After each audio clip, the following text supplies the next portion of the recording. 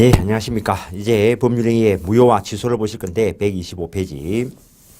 이제는 민법 총칙을 살짝 정리해 가는 겁니다. 물론 이 교재에서 대리가 뒤쪽에 있기 때문에 아직까지 비중 있는 게 남아있긴 합니다만 무효와 취소 조건과 기한을 공부하기 위해서는 앞에 체계를 다시 한번 보셔야 됩니다.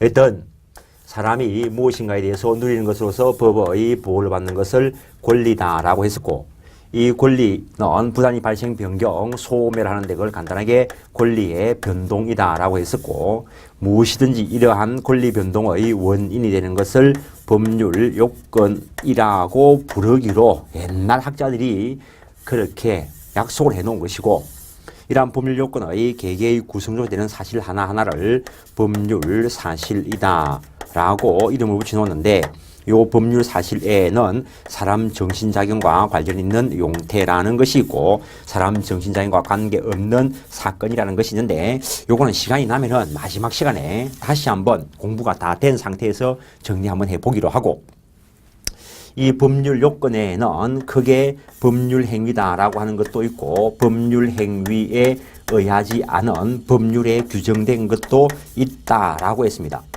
거기에서 이미 이름을 들어본 것으로서 부당이득이다라고 하는 것도 들어봤었고, 다음에 불법 행위다라고 하는 것도 들어봤었고, 다음에 사무관리 이런 것도 있고, 나중에 물권법 쪽에 들어가면은 물론 요 세 가지는 채권법 각칙 우리 시험범위 안 들어가는 쪽에 있는 규정인데 연결되는 부분이 있기 때문에 이름을 들어놓는 것이고, 그다음에 나중에 물권법 쪽에 들어가면은 시효취득이라든가 관습법상 법정지상권 등 법률 규정에 의한 권리취득이나 소멸 이런 것과 관련된 것을 보게 될 것입니다. 어쨌든 우리가 지금 계속 법률행위 부분을 하고 있는데, 양을 좀 줄이기 위해서 이 법률 행위는 최소한 법률 행위로서 표의자가 의사표시에 있어서 추구하는 효과인 권리 변동이 달성되기 위해서 최소한 갖춰야 되는 것이 있는데 그걸 법률 행위의 요건이다라고 이야기했었고, 이 법률 행위가 외관상 존재하기 위해서 갖춰야 되는 것을 법률 행위의 성립 요건이라 했었고, 이 성립하기 위해서 일단 그 법률 행위를 하는 사람 당사자가 있어야 되고 그들이 법률 행위를 통해서 달성하고자 하는 목적이 있어야 되고 이 목적을 겉으로 드러내는 일련의 과정을 의사표시다라고 했다는 것. 모든 법률 행위는 최소한 이 정도는 있어야 법률 행위로서 존재하고 효력을 발생시키기 위해서 효력 요건이다라고 하는 것을 구비해야 되는데, 이 당사자 사람이 권리를 가질 수 있는 지위나 자격인 권리 능력이 있어야 되고 자신의 행위의 의미를 파악할 수 있는 의사 능력이 있어야 되고 단독으로 유효한 행위를 알 수 있는 지위나 자격인 행위 능력이 있어야 된다는 것. 다음에 이 목적이 무엇인지 확정이 되어야 되고, 그리고 가능한 것으로서 적법 효력 규정에 합당해야 되고, 그리고 사회적 타당성이 있는 것으로서 불공정한 법률행위, 폭리행위가 아니어야 된다라고 이야기했었고, 다음 이 의사표시가 표의자의 내면의 실제 의사와 그리고 표시가 일치하고 의사결정에 하자가 없어야 된다라고 했는데, 모든 법률행위는 최소한 이 정도는 구비되어야 그들이 원하는 효과가 발생할까 한다는 거예요. 그런데 추가적으로 어떤 특정한 법률행위는 성립하기 위해서 일정한 방식을 갖춰야 되는 요식행위라는 것이 있고, 대표적인 게 유언, 유정 이런 것들이 있고, 그 다음에 물건 제공이 있어야 성립하는 요물행위다라고 하는 것도 있고, 그 다음에 특별 효력 요건으로서 어떤 법률행위인 경우에 예컨대 토지거래 허가 대상 지역에서 매매가 완벽하게 유효하려면 허가를 받아야 되고, 그 다음에 조건과 기한도 특별 효력 요건과 관련돼서 이야기가 될 수 있습니다. 그런데 이때까지 공부한 걸 가지고 일단 정리를 하면은 법률 행위가 성립 요건조차 갖추지 못했다면 그것을 법률 행위의 불성립이다라고 할 것이고, 성립 요건을 갖추고 난 뒤에 효력 요건을 구비하지 못한 경우에 권리 능력이나 의사 능력 없는 자가 법률 행위를 한 것처럼 보이면은 그것은 우리 법상 무효로 처리할 것이고, 그다음에 옛날에는 행위 능력 없는 자, 그러니까 무능력자 이랬는데 지금은 법이 개정돼 가지고 제한 능력자라 하고 민법 총칙에서 정하고 있는 제한 능력자의 19세에 달하지 아니하는 미성년자 그리고 그 피한정후견인 그리고 피성년 후견인이 있습니다. 피한정후견인 같은 경우에는 기본적으로 정신, 연령 등의 문제로 해서 피한정후견인으로서 선고를 받아야 되고 피성년후견인도 선고를 받아야 됩니다. 이쪽은 간헐적인 행위능력 제한일 것이고 이쪽은 지속적인 행위능력 제한이 될 것입니다. 어쨌든 우리 법은 이러한 경우에 취소 사유로 규정을 하고 있다는 것. 다음에 법률 행위가 다수를 가지고 일단 설명을 합니다. 목적이 확정되지 않거나 또는 확정되었다 하더라도 가능하지 않거나 원시적 객관적 불능이거나 효력 규정을 위반했거나 사회적 타당성이 없거나 또는 불공정한 법률 행위인 경우에 우리는 앞에서 이것들이 전부 다 무효 사유가 된다라고 이야기했습니다. 다음에 지난 시간에 했던 거 의사와 표시가 일치하고 의사결정에 하자가 없어야 되는데 여기에 문제가 있는 걸 전체적으로 비정상적 의사표시다라고 이야기했었고 여기에 의사와 표시가 불일치하기 때문에 문제가 되는 것으로서 세 가지가 있었는데 거기에 진위와 표시가 불일치한 것을 표의자는 알고 하는 비진위 표시다라고 하는 것이 있었는데 이거는 원칙이 표시된 대로 유효하다였습니다. 단 상대방 쪽에서 비진위임을 알았거나 알 수 있을 경우에 무효로 한다라고 했었고 그다음에 통정 허위 표시다라고 하는 것은 진위와 표시가 불일치한 것을 표의자가 알고 상대방과 통정 짜고 하는 것으로서 당사자 간의 그 효과가 무효다라고 했었고 그다음에 착오에 의한 의사 표시인 경우에는 중요 부분의 착오이고 표의자에게 중대한 과실이 없을 때 착오를 이유로 취소할 수 있다라고 규정되어 있었고 그다음에 의사와 표시의 일치 불일치의 문제는 일단 변론으로 하고 요 의사 결정에 타인의 사기 강박 때문에 행해진 하자 있는 의사 표시다라고 하는 것이 있었다는 거. 하자 있는 의사 표시. 거기에 사기 때문에 행해지는 사기에 의한 의사 표시, 강박 때문에 행해지는 강박에 의한 의사 표시가 있었는데 요것들은 우리 법에서 취소 사유로 규정을 하고 있다는 것. 그래서 여기까지 오면서 어떤 것들이 취소 사유이고 어떤 것들이 무효 사유인가 그 사유에 대해서 정리를 해 놓은 겁니다. 일단 앞에서도 쓴 적이 있지만은 불성립과 무효는 반드시 구별되어야 된다. 별것도 아니지만 요것도 시험에 나온 적이 있습니다. 그 다음에 이제는 무효와 취소를 공부하는데 이러한 사유들 중에서 어떤 것들은 무효 사유로 규정되어 있고 어떤 것들은 취소 사유로 규정되어 있는데 무효는 원칙적으로 확정적, 절대적, 당연 전부 무효가 원칙인데 일단 무효라는 것은 법률 행위가 성립은 했지만 성립과 동시에 효력이 주어지지 않는 것을 말하는 것이고 취소의 경우에는 일단 법률 행위가 성립을 하고 유효인 것으로 다루어진다는 것. 일단은 유효라는 거. 그러나 일정한 기간 내에 취소권자가 취소권 행사하면 소급해서 그 효력을 상실시킨다는 것. 무효의 경우에는 일단 절대적, 당연, 확정적, 전부 무효가 원칙이고 취소의 경우에는 상대적 취소가 원칙이라는 거. 상대 취소 원칙이라는 거. 이거는 취소권 행사를 해야 소급적으로 효력이 상실된다는 거.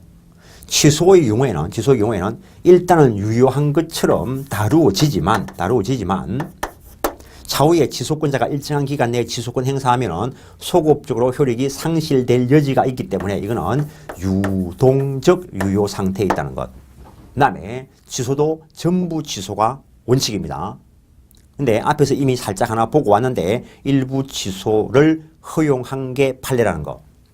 그래서 일단은 비교를 살짝 해놓고 무효를 보시는데, 무효는 절대적, 당연, 확정적 무효가 원칙인데 예외는 있습니다. 절대적 무효에 대비해서 상대적 무효 사유인 것도 있고, 상대적 무효 사유인 것도 있고, 당연 무효에 대비해서, 당연 무효에서 재판상 무효다라고 하는 것도 있고, 확정적 무효가 원칙이지만 유동적 무효 상태에 있는 것도 있고, 전부 무효가 원칙이지만 예외적으로 일부 무효 처리하는 경우도 있다는 것. 일단은 간단하게 시험 나오는 게 절대적 무효 사유인 거, 상대적 무효 사유인 거, 요것만 가지고도 해결되는 것들이 있습니다. 있는데 일단은 의사표시와 관련된 것들은, 무효이든 취소이든 선의 제3자에게 대항하지 못하는 상대적 무효 또는 취소가 된다는 거. 그래서 여기 있는 이 무효, 요 두 가지가 선의 제3자에게 대항하지 못하는 상대적 무효이고, 원칙은, 무효는 이쪽이 원칙이라 했습니다. 그래서 무효는 원칙적으로 누구에게 대해서도 효력이 없는 것이다. 무효는 누구에 대해서도 효력이 없는 것이다. 이렇게 쓰면 이 말은 맞는 말로 처리합니다. 딴 말이 없으면 원칙만 가지고 이야기한다는 거예요. 세부적으로 고려하면 선의 제3자에 대항하지 못하는 무효도 있다라는 것. 그래서 요 두 가지를 뺀 나머지 권리 능력이 없거나 의사 능력이 없는 자가 법률 행위를 한 것처럼 보이는 경우의 무효, 그 다음에 확정되지 않거나 원시적 객관적 불능이거나 효력 규정 위반이거나 반사회적 행위, 불공정한 법률 행위로서의 무효는 선악을 불문하고 누구에게라도 효력을 미치는 절대적 무효가 원칙이라는 거. 그래서 사실은 민법 총칙은 요거 이야기합니다. 요것만 가지고 곰곰이 딱 정리해 놓으면 민법 총칙 문제는 다 해결되게 되어 있습니다. 대리도 이 범주 안에 들어갑니다. 그 다음에 계약법 쪽에 있는 계약도 이 법률행위라는 말 대신에 계약이라는 말 집어넣으면 다 통용됩니다. 그래서 기본적인 체계가, 민법은 법률 행위를 이야기하든가 아니면 법률 규정에 의한 것들을 이야기하는가, 딱 두 가지 뿐입니다. 세부적으로 들어갔을 때 각각 다른 것들이 있겠지. 매매하고 임대차하고 똑같으면 따로 규정할 필요가 없겠지. 특성이 다른 뭔가가 있으니까 그것들을 규정해 놓은 것이고, 법률 규정에 의한 것들은 공통적으로 되어 있는 것이 아니고 각각 개별적으로 필요에 따라서 규정을 해 놓은 것이고, 그래서 전체 공통적인 걸 먼저 이야기하고 각각 개별적인 것을 이야기하는데, 그래서 이것도 죽으려고 외우라는 게 아닙니다. 딱 정리해 놓고, 이쪽은 절대적 효력이 있는 거, 의사표시가 되는 것은 상대적 효력이 있는 거, 이런 식으로 가지고 마임대 정리를 딱 해놓고 눈에 찍어 놓으면 됩니다. 어떤 절대적 무효는 누구에게라도 효력을 미친다. 저 앞에서 보고 왔습니다. 근데 종래에는 이쪽을 가지고 이야기했는데, 종래에는 상대적 무효인 경우에는 무효임을 아는 당사자가 무효임을 알고 추인을 하면 새로운 법률 행위로서 유효성이 인정된다는 것. 즉 A 소유의 부동산인데 세금을 회피하기 위해서 어떤 채권자들로부터 강제 집행을 면하기 위해서 그랬는지는 모르겠지만 둘이서 짜고 통정허위 표시에서 B 앞으로 등기해 놓기로 했다는 거죠. 그러면은 매매계약서를 작성하고 등기를 해 주었을 수도 있는데, 등기는 그렇게 되어 있어도 매매계약서가 작성이 되었다 하더라도 둘이서 짜고 너건 채 해놓기로 했으니까 소유권이 여기에 있는 거예요. 법적으로. 왜냐하면 통정허위 표시는 무효이기 때문에 표시대로의 효력이 인정되지 않는다는 거. 그래서 선의 제3자 보호와 관련되는 것은 통정허위 표시 쪽에서 공부를 하고 왔었고, 이제는 예컨대 1월달에 이렇게 해서 등기를 해놨다 하더라도 이 등기된 대로의 효력이 발생하는 것이 아니기 때문에 소유자가 이 사람이라는 거. 그런데 1년이 지나고 2년이 지나고 3년이 지났는지 모르겠는데 어느 6월달에 이쯤에서 A가 진짜로 이건 너 해라 할 수도 있습니다. 그럴 수도 있지. 진짜로 B가 자기가 갖기로 할 수도 있고. 근데 A가 돈이 필요하니까 등기가 어차피 너 앞으로 넘어가 있으니까 등기 내한테 회복해가지고 파느니 너가 돈 있으면 사라. 너가 돈 있으면 사라. 그래 내 돈 있으니까 살게. 하고 여기서 매매 계약이 체결되고 돈을 주면은 원래 법대로 하려면은 말소시키고 소유권 복귀시켰다가 다시 이때 이전 등기를 해야 됩니다. 사람이 머리는 된다는 거지. 그럴 필요 없다는 거지. 이미 등기가 있으니까 여기서 돈 주면은 일치하는 실체관계가 생겼으니까 이때부터 새로운 법률 행위로서 유효성이 인정된다는 거. 이걸 무효 행위의 추인이다라고 이야기합니다. 무효인 법률 행위에 대해서 당사자가 무효 사유 있음을 알고 추인한 때는 그때부터 새로운 법률 행위로서 유효성이 인정된다는 것. 즉 원칙은 소급표 없다는 것. 원칙은 소급표 없다는 것. 요거 자주 시험에 나옵니다. 새로운 해놨는데 무효인 행위라도 추인하면은 유효행위가 된다라고 쓰면 틀립니다. 추인하면은 이 경우에는 무효행위를 추인하면은 무효인 행위가 유효로 가는 게 아니고 새로운 행위로서 유효성이 인정된다는 거. 그 다음에 원칙은 소급표가 없지만 약정으로 예컨대 이때 세금이 미지급된 것이 있으면 이때 세금 누가 내야 되지? 이 사람이 소유자니까 이 사람이 내야 돼. 실질과세가 원칙이니까 이때까지 세금 안 낸 것도 너가 내라 약정할 수 있습니다. 그럼 약정으로 소급표를 줄 수는 있다는 거지. 약정으로 소급표를 줄 수 있다는 것. 채권적 소급적 약정은 당연히 가능하고 저거 둘이뿐이니까. 물권적 소급적 추인이 가능한가에 대해서 논의가 있는데 제3자의 권리를 해하지 않는 한은 당연히 가능할 것이고 요거는 추인의 명시적인 의사가 있어야 됩니다. 일단 추인의 의사가 있어야 된다. 무효임을 알고 추인하는 것이고 근데 요 근래에 나온 판례가 절대적 무효인 경우에 이 절대적 무효 사유가 존재하는 한은 추인에 의해서 유효로 갈 여지가 없습니다. 근데 이것도 한번 저 앞에서 극단적인 예를 들었는데 오늘 A, B 둘이서 마약 매매를 했다는 거예요. 그러면은 이거는 현행법 체계상 무효라는 겁니다. 그럼 오늘 이 체계란 이 마약 매매는 무효라는 거죠. 근데 의학이 발달돼 가지고 그렇지 안 그렇지 모르겠고 내가 예라 했습니다. 어느 시점에 가니까 이 마약이 의학적 용도로서 꼭 금지시킬 필요가 없다라고 인식이 됐다는 거죠. 그래서 마약 거래를 만약에 그냥 마약하면 또 그러니까 그냥 술 실제로 조선시대에 금주령이 내린 적이 있으니까. 그래서 요거 매매를 금지시키는 법안을 만들고 강행 규정을 만들고 요거 거래하면 무효라는 거죠. 근데 이런 걸 금지시키면은 나라가 망합니다. 미국에서 옛날에 금주령 내려가지고 밀주 제조하는 사람들을 오늘날 마약 거래하는 사람들처럼 처벌한 적이 있습니다. 그때 밀주 만드는 업체들이 국가 권력하고 전쟁을 했습니다.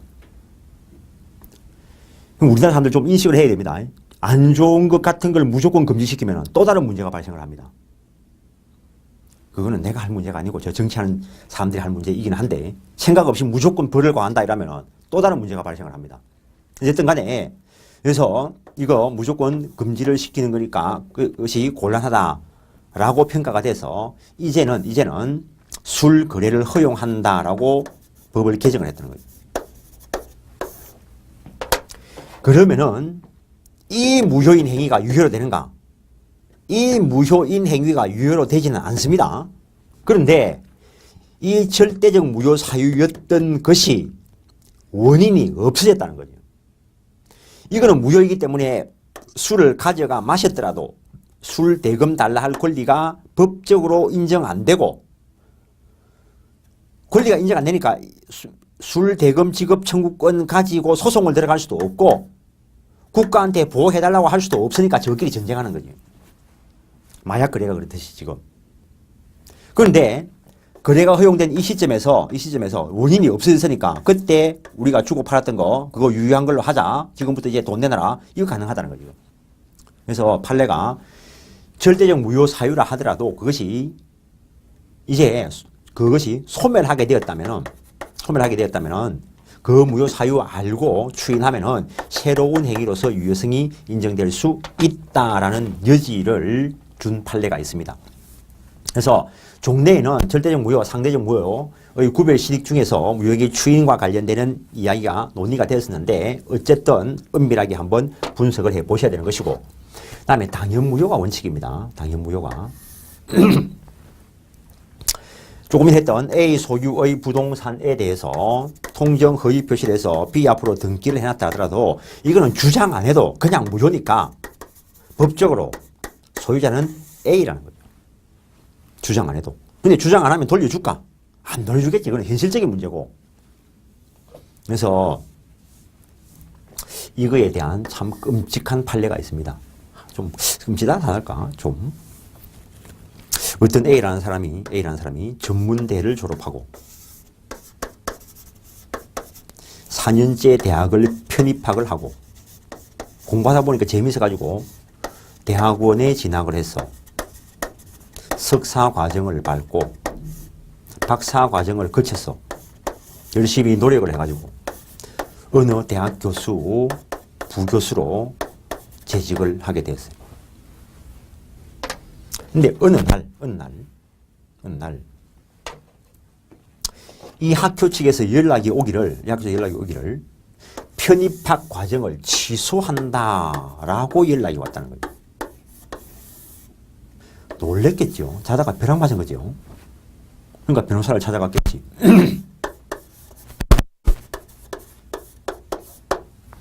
내가 사실은 이래가 편입해가지고 지금 박사 학위까지 받아가 대학 교수를 하고 있는데 저 학교에서 이 편입학 과정을 취소한다고 연락이 왔는데 어떻게 해야 되겠소? 이러니까 이 띨띨한 변호사 걱정하지 마라. 취소권은 법률 행위를 한 날로부터 10년 추인할 수 있는 날로부터 3년 내에 안 하면 더 이상 취소 못한다.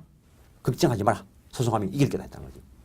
그 보니까 여기 편입하기가 2년 지났고 석사 과정 대부분 석사학위 받으면 한 5년 박사 과정 한 5년 그 다음에 부교수까지 됐으니까 여기도 한 5년 걸렸을 거고 그럼 적어도 10년은 넘은 게 확실할 거라는 거지. 그럼 이 취소가 여기서 말하는 취소가 맞다면 취소는 의미가 없을 거라는 거지. 그러니까 변호사가 확실히 이길 거라고 소송을 들어갔는데 대법원에서 야, 네가 법을 모르는 거다. 네가 일반 사람들이 취소라고 말을 했는데 일반 사람들은 법 모르는 사람들은 이 취소하고 이 무효를 구별을 못한다. 그 사람들이 여기서는 취소라고 통지를 했지만은 실제로는 그 통지 내용은 무효를 알리는 거였다. 무효를 알리는 거였다. 충분히 그렇습니다. 오늘도 그랬을지 모르지. 짜장면 집에 짜장면 딱 물어 가가지고 짜장면 시켜놓고 앉아가 짜장면을 딱 기다리니까 옆자리에 딱 보니까 짬뽕을 먹고 있어. 갑자기 짬뽕이 입맛이 확 땡겨. 그래서 아줌마를 불러가지고 아줌마 조금 전에 짜장면 시켰던 거 취소합니다. 이래 이야기하면은 취소가 될까? 취소가 되려고 하면 취소 사유가 있어야 돼. 얘를 보니까 제한 능력자 같아. 그렇게 생각하는 당신이 잘못된 거고 미성년자 아니고 피성년 피한정 후견인 아니니까 네 행위 능력자 맞아. 그러니까는 행위 능력을 이유로 한 취소 사유가 존재 안 해. 나는 분명히 시킬 때는 짜장면 먹고 싶었고 짜장면 달라 했고 아줌마 짜장면 시키는구나 짜장면 줄게 했고 여기에 착오가 없어. 누가 내보고 짜장면 안 먹으면 죽인다. 그런 강박을 한 적도 없고 사기당한 적도 없어. 그 진위와 표시가 일치해. 이쪽도 진위와 표시가 일치해. 즉 여기에 취소 사유가 존재하지 않기 때문에 이 취소는 여기서 말하는 취소가 아니라는 거지. 그러니까 미치는 거지. 국어로 똑같이 그래서 놓고 그게 아니래. 그러니까는 그런 식으로 공부하면 안 됩니다. 그러면 이거는 법적으로 취소권 행사한 게 아니고 짜장면 주세요 청약, 그리고 짜장면 드릴게요 승낙, 짜장면에 대한 계약이 체결됐어. 여기에 무효 사유나 취소 사유가 없어. 그럼에도 불구하고 내가 취소한다라고 했을 때 아줌마가 알아들어 이걸. 그럼 뭐 드실 건데요? 이러면은 짬뽕 주세요 이라 하겠지. 그러면 아줌마가 알았어 이란 말은 그건 또 무슨 의미냐는 거죠. 그래서 정상적으로 유효하게 존재하는 계약에 대해서 내가 해제를 부탁합니다. 해제 청약을 한 거라고. 그럼 아줌마가 알았어 이 말은 해제 승낙을 한 거라고. 일반적으로 법전에 있는 해제권 행사가 아닙니다. 법전에 있는 해제권 행사 요건은 여기에 없어. 채무 불이행 등의. 내가 1시간을 기다리고 2시간을 기다리고 3시간을 기다려도 안 주면은 그때는 채무 불이행을 이유로 해제할 수 있겠지만 아줌마는 지금 갖다 주려고 어쩌면은 짜장면을 다 만들어 놨을 수도 있어 이거. 그래서 법적인 의미로는 해제 청약, 해제 승낙에 의해서 해제 계약이 체결되고 내가 또 다른 거 주문할 수도 있다는 거. 물론 경우에 따라서는 안 하고 나올 수도 있을 거고. 그럼 그때 짜장면 값 주고 나와야 될까? 안 주고 나와야 될까? 그거는 이 계약 내용에 따라서 정해지는 거고. 이제 한 개 배웠어요. 짜장면 시키러 가가 짜장면 집에 가 짜장면 시켜놨다가 짬뽕이 먹고 싶으면은 종래에는 법을 모를 때는 짜장면 아줌마 취소시키고 이래 했을 건데 이제 법을 좀 배웠으니까 아줌마 딱 불러가지고 아줌마 짜장면 해제 청약하여 이러면 아줌마가 알아들어. 그러니까 밖에서 쓰는 용어는 그냥 밖에서 써야 된다고. 근데 법적으로 평가하면 이렇게 될 거라고. 그래서 법 한 개 배웠다고 요래 쓰면은 이 아줌마가 저 새끼 지금 돌았나 저게 무슨 말이지 할 거라고. 그와 마찬가지로 이 어느 대학에서 취소한다라고 통지를 한 거는 여기서 말하는 이 취소권 행사를 한 게 아니고 당연 무효 사유를 알리는 거란 거죠. 그럼 당연 무효 사유를 알리는 거란 말은 10년이든 100년이든 1000년이든 만년이 지났든지 간에 이게 무효인 거지. 4년제 대학을 졸업을 안 했으니까 이게 무효인 거지. 석사 과정도 없이 박사 과정을 밟았으니까 이것도 무효인 거지. 정도 없이 교수가 됐으니까 이것도 무효인 거지. 무효가 이래 끔찍한 거라고. 한 번 무효는 영원한 무효.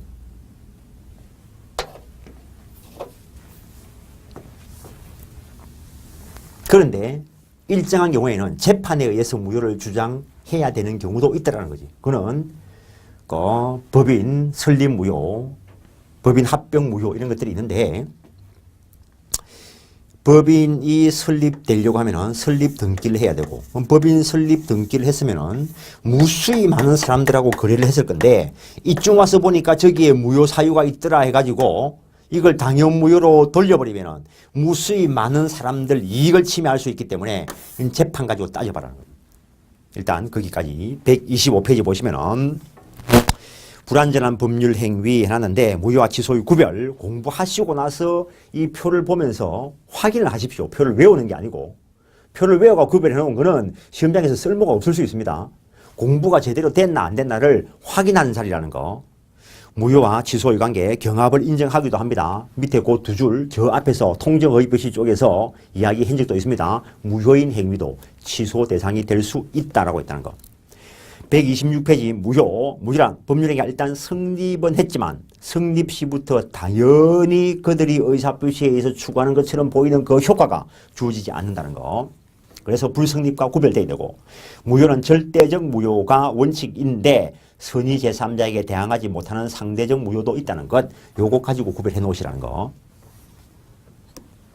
그 다음에 당연 무효 원칙이고 재판상 무효 이야기했습니다. 여튼 요걸 가지고 한번 좀 고민해가지고 그냥 머릿속에 기억하시라고 또 앞에 자 따가지고 외우지 말고 앞에 따가지고 외워놔면 나중에 그게 기억이 나더라도 그게 어디서 떠오르는지도 몰라. 그 다음에 무효는 확정적 무효가 원칙인데 일정한 경우에는 유효로 가는 경우도 있다는 거죠. 그래서 유동적 무효다라고 하는 것도 있고 조금 전에 유동적 유효 상태에 있는 것도 있다라고 이야기했는데 유동적 무효의 경우에는 성립과 동시에 효력이 발생되지 않는 걸 일단 무효로 하는데 차후에 허가 등을 받아서 소급적으로 유효화되거나 처음부터 유효인 것처럼 만들어지고 또는 장래를 향해서 유효화될 수 있는 것을 유동적 무효 상태에 있다라고 하는 것이고 유동적 유효는 성립과 동시에 일단 유효한 것으로 다루어지는데 취소 등에 의해서 소급적으로 효력을 상실시키거나 또는 장래를 향해서 효력이 상실되는 것을 유동적 유효 상태에 있다라고 한다는 것. 일단 유동적 무효 상태에 있는 거 토지거래 허가 대상 지역에서 허가 받을 것을 조건으로 매매계약 체결한 경우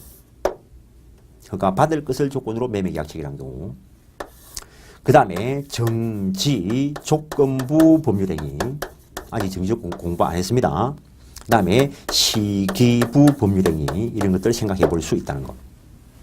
유동적 유효 조금 전에 이야기했던 건 취소 사유 전부다. 그 다음에 해제 조건부 법률행위 그 다음에 종기부 법률행위 무권대리행위도 이 범주에 들어간다는 것. 그래서 유동적 무효 상태에 있는 거 간단하게 요거 묻는 것만 가지고도 시험에 나왔습니다. 거기에 뭐 이래 외울 게 아닙니다. 요게 뭔 줄 알면은 그럴 수밖에 없고 요게 뭔 줄 알면 그럴 수밖에 없습니다. 이거.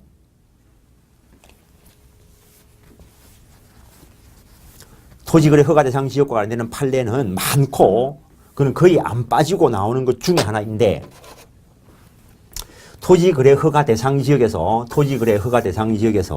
허가 대상인 것은 허가 대상 지역 토지의 소유권 그리고 지상권의 유상거래와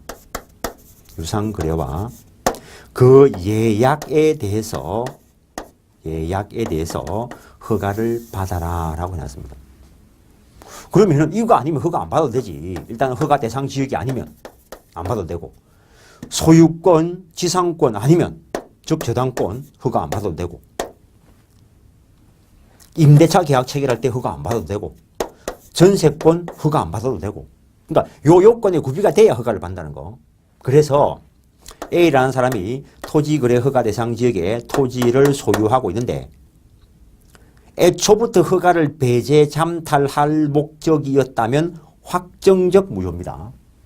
그래서 토지거래 허가 대상 지역에서 허가 없이 매매계약을 체결하고 허가 안 받고 전매를 하고 요렇게 중간 생약 등기를 하면은 토지거래 허가 대상 지역에서 중간 생약 등기를 하면은 허가를 배제 잠탈할 목적이 확정적으로 드러났기 때문에 확정적 무효. 등기해도 걸리지도 못합니다. 100년 지나도 무효. 그래서 나중에 허가받을 것을 조건으로 매매계약을 체결했다면 채권행위, 물권행위 다 유동적 무효. 바탕은 무효라는 겁니다. 바탕은 무효이기 때문에 매매계약서를 완벽하게 썼다 하더라도 이 매매의 효력이 발생 안 하기 때문에 이행 청구권이 없다는 것. 이행 청구권이 지금 발생 안 한다는 거. 당연히 대금 지급 청구권도 발생 안 한다는 거. 이행할 의무가 없으니까 이행할 게 없어. 따라서 이행 안 하더라도 채무 불이행이 되지 않는다는 거. 채무 불이행이 안 되니까 채무 불이행을 이유로 한 해제권이 나올 수도 없고 채무 불이행을 이유로 한 손해배상 청구권이 나올 수도 없다는 거. 26회 시험에 나왔습니다, 이거. 원리만 터득하면 당연해. 그 다음에 이 매매 계약을 체결할 때 계약금을 지급할 수는 있습니다. 계약금 계약의 법률은 일단 그대로 적용됩니다. 유동적 무효 상태에 있다 하더라도 나중에 허가를 받아서 유효로 될 수 있기 때문에 요 유동적 무효 상태에서는 계약금을 부당이득으로 반환 청구할 수 없다라는 거. 허가를 받지 못해서 확정적 무효가 되면은 안 주도 될 돈을 줬으니까 그때 가서 부당이득 반환 청구할 수 있다는 거. 계약금의 법리는 그대로 적용되기 때문에 유동적 무효 상태에 있는 매매라 하더라도 교부자는 포기하고 수령자는 배액을 상환하고 해지할 수 있다는 것. 그 다음에 예약에 대해서도 허가를 받아라 했습니다. 그러니까는 매매에 따른 가등기를 하려면은 허가를 받아야 가등기를 할 수 있어요. 그래서 허가 받을 것을 조건으로 허가 대상 지역에서 가등기 할 수 있는가 없다는 거예요. 가등기도 허가 받고 난 뒤에라는 거. 학교법인과 같은 재단법인의 경우에는 처분 등을 하려고 하면 허가를 받아야 합니다. 여기에는 예약할 때는 허가 받아라는 소리가 없어. 그래서 재단법인 처분과 관련되는 가등기는 해둘 수는 있어. 이거는 법 체계 때문에 그런 거고.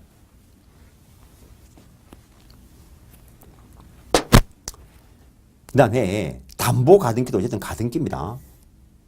그것도 허가를 받아야 가등기 해둘 수 있다는 거. 그래서 토지거래 허가 대상 지역에서 매매 계약을 체결하면은 허가를 받기 곤란한 사람은 등기할 길이 없을 수도 있으니까 돈 빌려준 것처럼 해가지고 저당권 설정 등기를 해놓습니다. 그때는 허가를 안 받아도 되니까.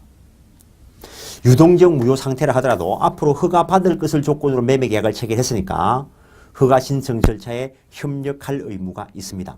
일단 확인해 보시면은 무효는 확정적 무효가 원칙인데 유동적 무효 상태인 것도 있다는 거. 거기 중간 좀 보시면은 토지거래 허가 대상 지역에서 허가 받을 것을 조건으로 한 매매, 그다음에 무권 대리인의 행위, 그다음에 무구리자의 처분 행위, 정지 조건부 법률 행위. 무권 대리인의 행위의 원칙은 무효이고 나중에 허가를 받아서 유효로 갈 여지가 있습니다. 그래서 무권 대리인의 행위, 아까 내가 이 글을 쓸 때 글을 잘못 쓰는가 잘 쓰는가 잘 모르겠는데 무권 대리인의 행위는 유동적 무효입니다. 유동적 무효. 그 다음에 허가 대상 권리 및 허가 대상 행위가 길게 늘어서 하는데 여기에서 이야기했던 것들을 글로 써놓은 겁니다. 글로. 요 그림을 그려놓고 한번 생각을 해 보십시오. 동그라미 3번 보시면 허가 없이 체결한 토지 거래 계약, 물권적 효력도 유동적 무효, 채권적 효력도 유동적 무효, 처음부터 허가를 아예 배제 잠탈할 목적이었다면 확정적 무효 넘기시고 128페이지. 토지거래 허가 대상 지역에서 허가 받을 것을 조건으로 체결한 매매 계약은 유동적 무효. 일단은 무효니까 이행 청구권이 없습니다. 이행할 게 없으니까 이행 안 해도 채무불이행이 안 됩니다. 채무불이행이 안 되니까 채무불이행을 이유로 한 해제나 손해배상 청구권 발생 안 한다는 거. 채무불이행을 대비한 위약금 약정은 아직 발생 안 합니다. 허가 신청 절차에 협력할 의무를 이행하지 않을 것을 대비한 위약금 약정이다라고 하면 이건 유효합니다. 그다음에 지급한 계약금, 매매대금과 부당이득 반환 청구권이 문제 해놨는데 유동적 무효 상태에서는 아직 부당이득 반환 청구권 행사 못한다는 거. 확정적 무효가 되었을 때 그때 부당이득 반환 청구할 수 있다는 것. 그런 이야기를 쭉 써놓은 겁니다. 매도인의 계약 해제 여부에 해놨는데 허가를 받고 난 뒤라면 허가를 받았으면 이제는 줄 거 주고 받을 거 받아야 돼. 이때는 확정적 유효가 됐으니까. 그때는 안 주면은 채무불이행으로 해제하고 손해배상 청구할 수 있다라는 것. 그런 것들 길게 늘어 써놓은 것이고, 그 다음에 로마자 5번 토지와 건물 매수해서 건물만에 대한 소유권 등기 청구권 인정 여부 이거는 전부 무효가 원칙인데 일부 무효가 되면 어떻게 할 것인가. 원칙은 전부 무효가 원칙이라는 거. 그걸 써놓은 겁니다. 저 뒤에 가서 설명할 것이고 유동적 무효가 확정적 무효로 되는 경우 허가를 배제 잠탈할 내용이 드러난 경우 그 다음에 요건이 동시에 다 충족될 수도 있습니다. 제한 능력자가 사기당해서 의사표시를 했다면 사기에 의한 취소권도 있고 제한 능력을 유한 취소권도 있습니다.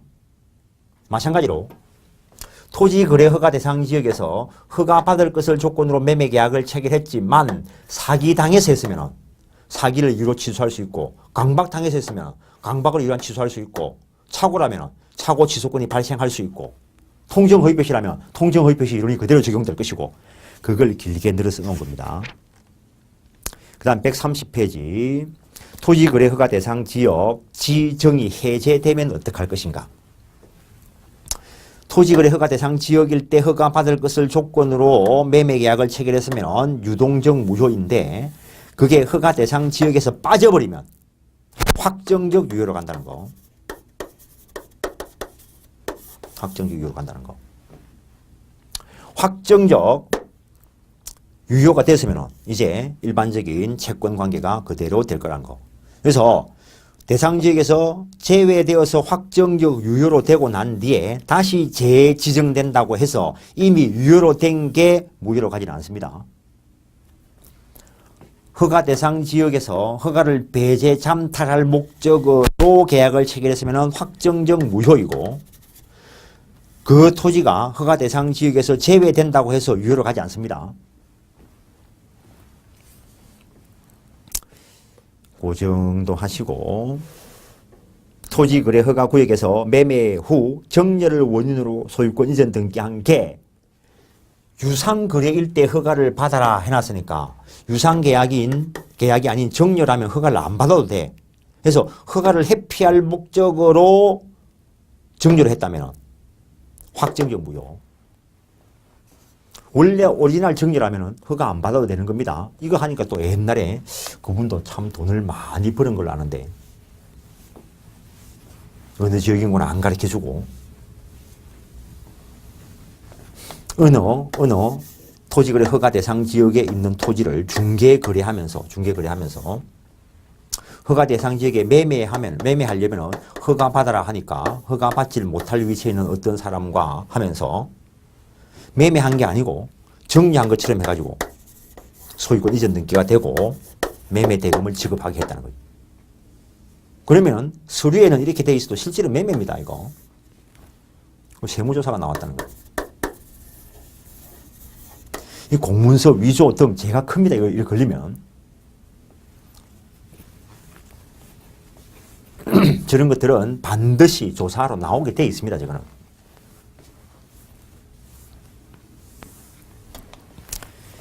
그 다음에 전부 무효, 일부 무효. 일단은 무효와 관련돼서 137조, 138조 양적 일부 무효라는 것이 있고 양적 일부 무효다라고 하는 것이 있고 질적 일부 무효다라고 하는 것이 있습니다. 이 실적 일부 무효를 무효 행위 추인이라 하고 양적 일부 무효 이 137조를 일반적인 일부 무효의 법리다라고 이야기합니다. 법률행위 내용의 일부가 무효이면 원칙은 전부 무효라는 것. 그래서 아까 토지거래 허가 대상 지역에서 이 허가 대상 지역인 토지와 이 건물을 일괄 매수한 비가 토지거래 허가 받기 곤란하니까 요거 허가 안 받고 건물만 이전 등기 청구할 수 있는가? 일부가 무효니까 전부가 무효고 따라서 일부만 이전 등기 청구할 수 없는 게 원칙이라는 거. 그래서 극단적으로 피자집에 가가지고 피자를 한 판 시켰는데 먹으려고 보니까 여기 벌레가 죽어 있어. 파리가 죽어 있어. 이거 어떡하지? 요만큼만 떼고 먹을까? 전부 무효. 전부 무효. 만두를 시켰는데 여기에 파리가 죽어 있어. 그것도 다 먹어도 되는데 그냥 극단적으로 요것만 빼고 먹을 수도 있는 거고. 법률행위 내용의 일부가 무효이면 원칙은 전부 무효. 단 일부 무효 부분이 없다 하더라도 법률행위를 하였을 것이라 인정될 경우에는 가정적 의사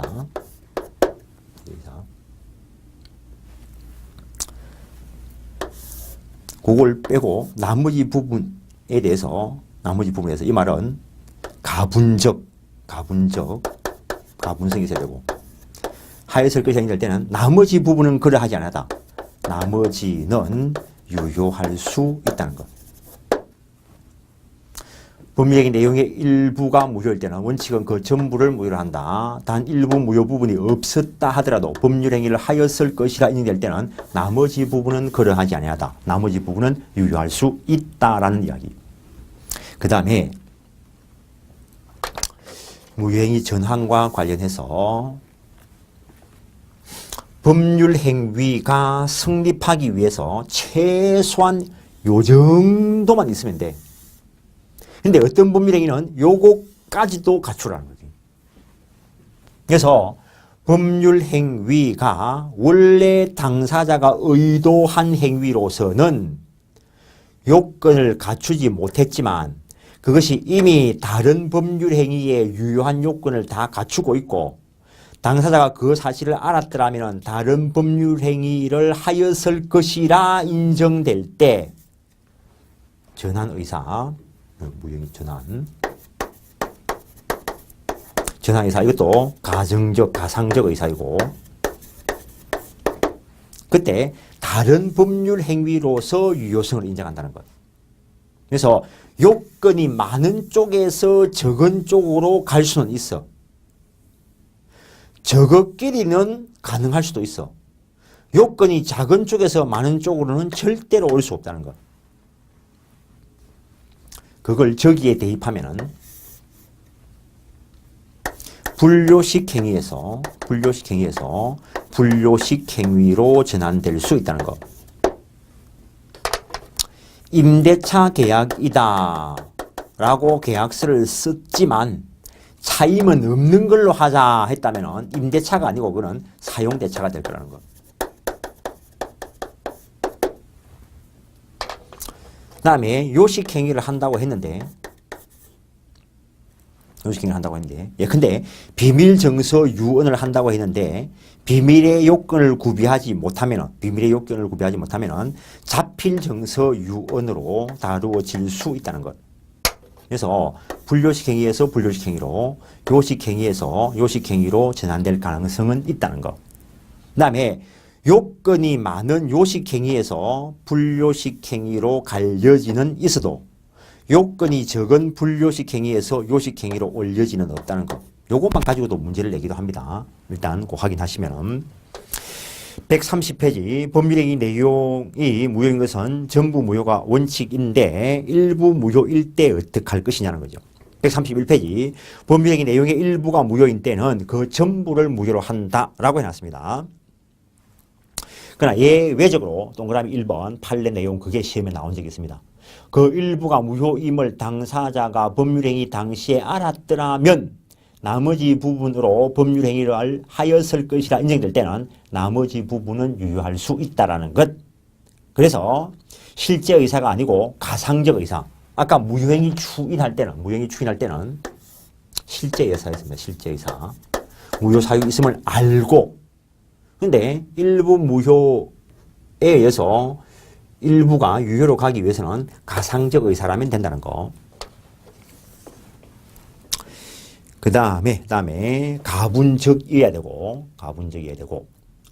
그 다음에 별도의 특칙이 있으면 특칙 규정대로 갑니다. 그 다음에 원시적 무효, 후발적 무효는 별 의미 없이 그냥 그런 개념 하나 확인해 놓으시는 거고 애초부터 무효인 게 원칙이고 차후에 무효로 될 수 있는 게 있다는 거. 예컨대 부동산 실거래자 명의 등 깨갈한 법률이 제정되기 전에 명의신탁은 유효한 걸로 다루어졌습니다. 실명법이 제정되면서 후발적으로 무효로 다루어진 것들이 있다는 거.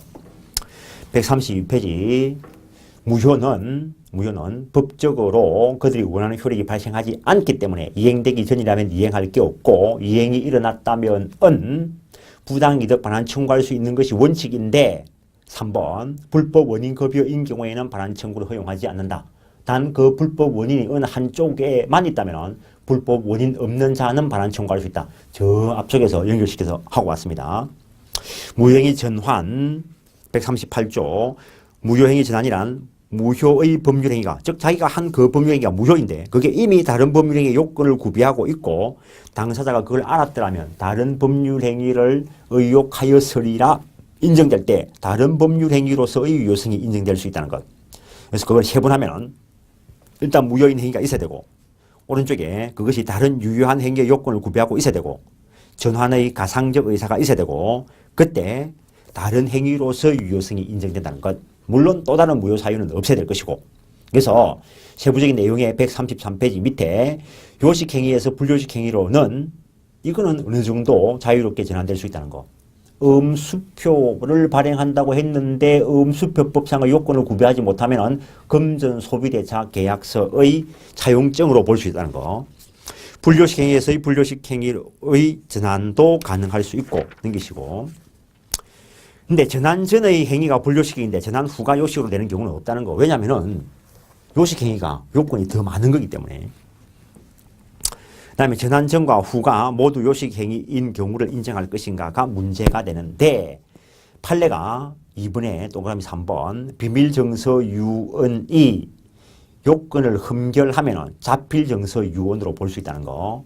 그 다음에 동그라미 2번 타인의 자를 자기의 친생자로 출생신고해도 친생자는 안 됩니다. 입양의 효력은 인정될 수 있다는 것. 혼인 외의 자를 혼인 중의 자로 출생신고해도 혼인 중의 자가 안 됩니다. 인지의 효력은 인정될 수 있다는 것. 그 정도 하시고 단독적 의사표시의 전환이 인정될 것인가가 문제가 되는데 이미 봤습니다. 비밀정서 유언 단독행위이고 그것이 또 다른 단독행위로 전환되는 경우가 있고 그 다음에 연착된 승낙은 새로운 청약으로 볼 수 있고 조건이나 내용의 변경을 가한 승낙은 새로운 청약으로 본다. 요거는 나중에 계약법 쪽에 가서 또 확인할 겁니다. 무효등기의 유용. 이거는 물권법에 가서 공부할 자리가 나올 건데 이번에 시험 나온 게 이번에 26회 때 시험 나온 게 있습니다. 어떤 등기부가 있는데 갑구를 열어봤을 때 A가 소유자이고 누군가에게 돈 빌려오면서 저당권 설정해줬다는 거. 그럼 이 사람은 채권자로서 저당권 가지고 있다는 거. 근데 돈을 다 갚아버리면 피담보 채권이 없으니까 이 저당권 등기를 말소 안 해도 무효입니다. 저당권이 없는 겁니다. 근데 나중에 이게 말소되기 전에 그만큼 돈을 또 빌려오면서 그냥 요 등기 유효한 걸로 하자. 유용할 수 있다는 것. 그래서 갑구나 을구의 유용은 가능합니다. 일단 갑구나 을구나 유용. 그러나 이거 가지고 제3자의 권리를 행하지는 못합니다. 유용하기 전에 이미 또 다른 사람이 저당권자로 들어있고 이 시점에서 K한테 돈을 빌리기로 하고 새로 등기 안 하고 요걸 유용하기로 한다 하더라도 이미 이해관계를 맺고 있는 이 사람한테는 대항하지 못한다는 것. 그래서 그걸 그냥 학자들이 이해관계 있는 자가 없을 때 가능하다라고 이야기하는데 판례가 정확하게 밝히고 있습니다. 그때 그 이해관계 없어야 된다 하는 거는 제3자의 권리를 행하지 못한다. 그 제3자에게 대항하지 못한다는 의미를 가진다는 거. 이때 이 제3자는 선악을 따질 필요 없고 그 다음에 앞에서 예를 드는 것 중에서 통정 허위 표시를 해가지고 이렇게 넘겨놨으면 등기는 이렇게 있어도 소유권은 여기에 있고 따라서 이 등기는 무효라는 거. 근데 나중에 진짜 매매 계약을 체결하고 돈 받아간다면 유용할 수 있다는 거. 그래서 갑구와 을구에서는 유용이 가능합니다. 이 상태에서 을구에 저당권이 있는데 이 상태에서 건물이 멸실돼서 철거든지 태풍이든지 하여튼 없어졌어요. 다시 건물을 신축했을 때 종래에 멸실된 건물의 등기부를 신축 건물의 등기부로 유용할 수 있는가? 이거는 허용 안 된다는 거예요. 이거는 허용 안 되기 때문에 실제 옛날에 수업하러 나와서 초창기에 어떤 분이 그 사람은 내한테 수업 들은 게 아니고 앞에 수업 듣고 합격하고 업 하다가 문제가 돼가지고 나한테 질문하러 왔는데 저당권 가지고 경매 들어와가지고 이 건물 신축해놨는데 여기에 임차인들이 많이 있었대. 임차인들. 이 저당권 가지고 이 저당권자인 은행이 경매 들어오니까 등기부 보니까 이게 있어가지고 이 등기부인가 아닌가를 확인도 안 하고 경매를 받았다는 거지. 다른 사람들, 법을 아는 사람들 경매 받았겠어 안 받았겠어? 당연히 안 받았지. 그러니까 유찰 됐으니까 가격이 싸져 있겠지. 경락을 떡 받았고 나서 이 사람들 비켜달라 할 수 있는가? 없다는 거죠. 왜요? 이 등기부는 멸실된 건물에 대한 것으로서 신축 건물 등기부로 유용이 안 되니까 옛날 등기부에 이렇게 기록이 되어 있어도 이 사람은 저당권 없어. 저당권 없어. 이 사람이 경매 신청 시킨 거는 저당권 가지고 경매 신청한 게 아니고 이 사람은 채권자라고 채권자. 채권 가지고 이걸 압류해 가지고 경매 들어갔을 거야. 그 말은 이 임차권 그대로 살아남는다는 거예요. 그래서 멸실된 건물의 등기부는 신축 건물의 등기부로 유용할 수 없다. 간단하게 그렇게 이야기하고 그 다음에 표제부 유용은 허용되지 않는다라고 이야기하는데 그게 법적으로는 이런 현상이 나타날 수 있다는 거예요. 그래서 원래 뭐 극단적으로 이야기했어요. 극단적으로 5억. 원래 이게 뭐 한 10억짜리 좀 됐고 뭐 이거는 한 20억짜리 좀 됐고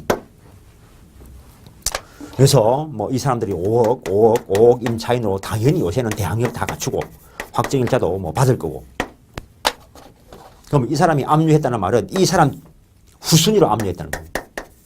이가지고 경매 들어가면 이 앞에 있는 대항력 있는 권리는 다 존속해. 확정일자가 줬다면 배당 참가할 수도 있는데 배당 참가 안 할 거라고. 왜? 자기보다 앞선 권리가 없으니까 이 사람들 다 보호받을 거라고. 그러면은 이걸 그 당시에는 10% 내는 거였으니까 2천만 원 내고 낙찰을 받았으면 2천만 원 2억 내고 낙찰을 받았으면 이걸 경락대금을 완납해야 돼 하지 말아야 해야 돼. 그거는 저가 선택할 사항이고 알아서 해라. 그러면 이게 15억이면은 이 사람은 얼마의 경락을 받은 거래? 35억의 경락을 받은 거예요. 2억을 날리든지 20억 내놓고 저 부동산 가격이 35억 이상 될 때까지 기다리든지. 무슨 말인가 알아들었어요? 그래서 표제부 유용은 허용되지 않는다. 멸실된 건물의 등기부는 신축 건물의 등기부로 유용할 수 없다. 말은 그래 간단하게 하는데 이 뒤에 숨은 이야기가 100억, 200억일 수도 있다는 거죠. 아, 민법에서 말하는 권리는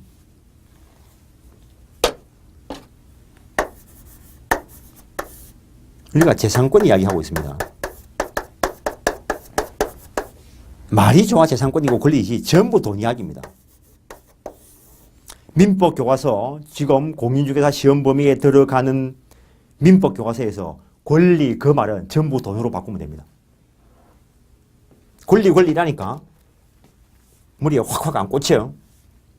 물권 하지 말고 물돈, 채권 하지 말고 채돈이라지 뭐.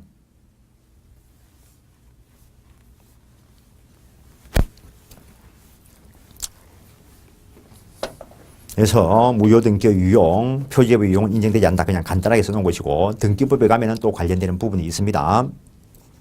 불공정한 법률행위에 무효행위 전환의 법리가 적용되는가? 불공정한 법률행위 할 때 하고 왔습니다.